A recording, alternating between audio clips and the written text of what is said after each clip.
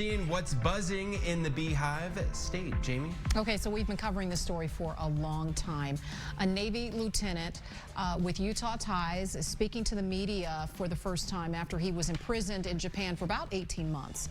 And just to bring you up to speed, 2021, Navy Lieutenant Ridge Alkonis was in a car crash near Mount Fuji. He lost consciousness while driving, ultimately killing 2 Japanese citizens. He was sentenced to serve 3 years in a Japanese prison, even though the U.S. military deemed it as a medical episode. His wife, Brittany, spent the last year and a half speaking on his behalf to top officials and even speaking with President Biden. She started homeschooling her kids so they could regularly sit in front of the White House with signs saying, "Bring Ridge home." Now fast forward to today, Ridge is now home. He was also a guest at the State of the Union and spoke with KUTV about his experience in a Japanese prison, as well as the love that he felt from supporters. No prison is a good prison. I'll put it that way. It is very difficult to be in such isolation, and a Japanese prison is no exception to that.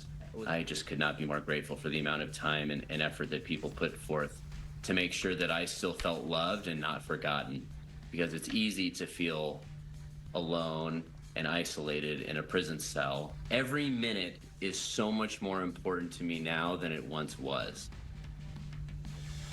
Lieutenant Alkonis spent a total of 537 days in Japanese prison. He says that in that time, he read 192 books.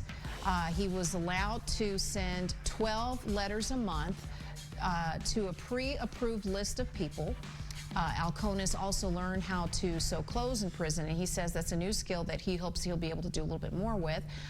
He gave a lot of credit to his wife, Brittany, that she made sure that people didn't forget about him overseas. So, you know, I'm sure that's a relief for the whole family, knowing that he's back here on U.S. soil. Yeah, absolutely. It's an incredible story.